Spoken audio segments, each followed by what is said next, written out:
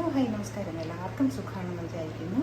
ഇന്ന് നല്ല വെറൈറ്റിയും ടേസ്റ്റിയും ആയിട്ടുള്ള നമ്മുടെ ഒരു ആവിക്കൊഴുക്കട്ട ഇതെങ്ങനെയാണ് ഉണ്ടാക്കുന്നതെന്ന് നോക്കിയാലോ. നേരെ പോകാം വീഡിയോയിലേക്ക്. വെറൈറ്റി ആയിട്ടോ ഒരു 4 മണി പലഹാരമായിട്ടോ അല്ലെങ്കിൽ ബ്രേക്ക്ഫാസ്റ്റ് ആയിട്ടോ കഴിക്കാൻ പറ്റുന്ന ഒരു ഐറ്റം ഉണ്ടാക്കാം.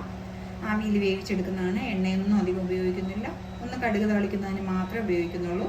ഒരു ടേബിൾ സ്പൂൺ ഓയിൽ ഒഴിച്ചിട്ടുണ്ട് ഞാൻ. ആ ഓയിൽ നന്നായിട്ട് ചൂടായി വരട്ടെ.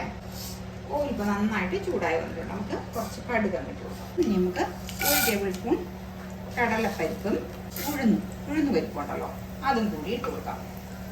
എന്നിട്ട് അതൊന്ന് നല്ല മൂത്ത് വരണം കേട്ടോ. എങ്കിൽ ആ ഒരു ടേസ്റ്റ് വരുന്നത്. കുറച്ച് ഇഞ്ചി കൊത്തിയായിരുന്നു കേട്ടോ. ഇഞ്ചിയും ഇതെല്ലാം കൂടി ഒന്ന് മൂത്ത് നല്ല ഒരു ബ്രൗണിഷ് ഷെയ്ഡിലോട്ട് വരണം. ഇഞ്ചി നന്നായിട്ട് മൂക്കണം. ആ ഇഞ്ചി ഞാൻ ഇപ്പോൾ തന്നെ ഇട്ട് കൊടുത്തത് കേട്ടോ.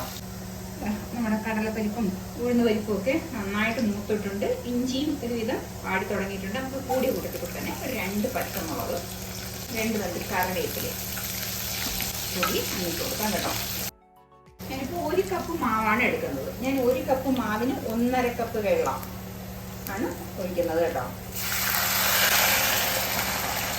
1 കപ്പ് വെള്ളം ഒഴിച്ചിട്ടുണ്ട്.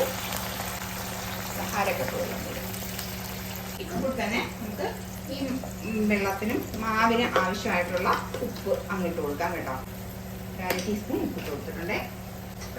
വെള്ളം നന്നായിട്ട് വെട്ടി തിളച്ച് വന്നിട്ടുണ്ട്. ഈ സമയത്ത് നമുക്ക് അരിപ്പൊടി കേട്ടോ. ഞാൻ പത്തിരിപ്പൊടി ആണ് ഇട്ട് കൊടുക്കുന്നത് കേട്ടോ. ഇടിയപ്പം പൊടി അല്ലെങ്കിൽ പത്തിരിപ്പൊടി നിന്ന് നന്നായിട്ട് ഇളക്കി യോജിപ്പിച്ച് എടുക്കുക കേട്ടോ.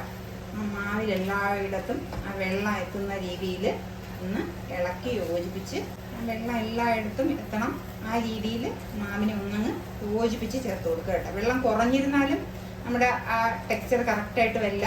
വെള്ളം കൂടിപ്പോയാലും ടെക്സ്ചർ കറക്റ്റായിട്ട് വരില്ല. വെള്ളം കൂടിപ്പോയാൽ കുഴപ്പമില്ല. നമ്മളിങ്ങനെ ഇതിനെ എടുത്ത് ഒന്ന് നന്നായിട്ട് ഡ്രെയിൻ ചെയ്തങ്ങ് എടുത്താൽ മതി. ഒന്ന് കുറച്ച് നേരം കൂടി ഒന്നിട്ട്. വെള്ളം കുറഞ്ഞു പോയി കഴിഞ്ഞാൽ അതൊരു ക്രാക്സ് വീണത് പോലെ ഇരിക്കും കേട്ടോ. ഇത് നമ്മൾ റോൾ ചെയ്യുന്ന സമയത്ത്, ഉരുള ഉരുട്ടുന്ന സമയത്ത് ക്രാക്സ് വീണത് പോലെ ഇരിക്കും. ഇനി ഇത് നമുക്ക് തന്നെ മൊത്തത്തിൽ ഞാൻ പുരട്ടി വെച്ചിട്ടുണ്ട്. ഇനി നമുക്ക് ഇതൊന്ന് മാറ്റി കൊടുക്കാം. ഈ അടുപ്പത്തിൽ നിന്ന് അങ്ങ് മാറ്റി കൊടുക്കാം. ഇതിപ്പോൾ ഒരുവിധം നമുക്ക് കൈകൊണ്ട് പിടിക്കുന്ന ആ രീതിയിൽ ഒന്ന് തണുത്തിട്ടുണ്ട്. ഇനി നമുക്ക് ഒരു പരന്ന പാത്രത്തിലോട്ടിട്ട് ഇടാം. എന്നിട്ട് കൈ ഒന്ന് വെള്ളം കൊണ്ടൊന്ന് നനച്ചതിന് ശേഷം, കാരണം ചെറിയ ചൂടുണ്ട്, നമുക്ക് പിടിക്കുന്ന ചൂട്, ആ ഒരു ചൂട് തന്നെ. അപ്പോൾ ഇതൊന്ന് മൊത്തത്തിലൊന്നങ്ങ് മിക്സ് ചെയ്ത് കൊടുക്കുക കേട്ടോ. ഭംഗിയാൻ നോക്കിയാൽ കടുകത്ത കറിവേപ്പിലയും കടുകും എല്ലാം കൂടി ആ വൈറ്റ് കളറിലിരിക്കുമ്പോൾ ഇനി ചെയ്യാനുള്ളതെന്ന് വെച്ചാൽ ഇത് ഓരോ കുഞ്ഞു ബോൾസായിട്ട് എടുത്തിട്ട് നമ്മുടെ കൊഴുക്കട്ടയുടെ രൂപത്തിൽ ഒന്ന് നന്നായിട്ട് ഉരുട്ടിയെടുക്കുക. നല്ല സോഫ്റ്റ് ആയിട്ടിരിക്കുന്ന ഇതേപോലെ ഉരുട്ടിയെടുക്കുക കേട്ടോ. ഇപ്പം ഞാൻ എല്ലാം ബോൾസാക്കി വെച്ചിട്ടുണ്ട് കേട്ടോ. നല്ല സോഫ്റ്റാണ്, കാണാനായിട്ട് തന്നെ നല്ല ഭംഗിയാണ്. കുട്ടികൾക്കൊക്കെ ഭയങ്കരമായിട്ട് ഇഷ്ടപ്പെടും. ഞാൻ പറഞ്ഞല്ലോ, കുട്ടികൾക്ക് കൊടുക്കുമ്പോൾ നിങ്ങൾ മുളകിൻ്റെ അളവൊന്ന് കുറയ്ക്കുകയോ അല്ലെങ്കിൽ മുളക് ഇടാതിരിക്കുകയോ ചെയ്താൽ മതി കേട്ടോ. അപ്പം ഞാൻ ഒരു ഇഡ്ഡലി പാത്രം വെച്ചിട്ടുണ്ട്. അതിൽ പുറത്തൊരു തുണി വെച്ചിട്ടാണ്, മടക്കി വെച്ചിട്ടാണ് ഞാൻ ചെയ്തേക്കുന്നത് കേട്ടോ. അത് ഒട്ടി പിടിക്കാതിരിക്കാതെ, ആവി വീഴാതിരിക്കാൻ വേണ്ടി മടക്കി വെച്ചില്ലെങ്കിലും കുഴപ്പമൊന്നുമില്ല കേട്ടോ. ഇതിങ്ങനെ വെച്ചിട്ട് ഒന്ന് മടക്കി വയ്ക്കുക. അപ്പം നമുക്ക് എടുക്കാനും എളുപ്പമുണ്ട്. ഇനി ഇതിനൊന്ന് അടച്ച് വെച്ച് ഒരു കറക്റ്റ് ഒരു 10 മിനിറ്റ് വേവിക്കണം. ആവി പറക്കുന്ന നല്ല കൊഴുക്കട്ട റെഡി ആയിട്ടുണ്ട് കേട്ടോ.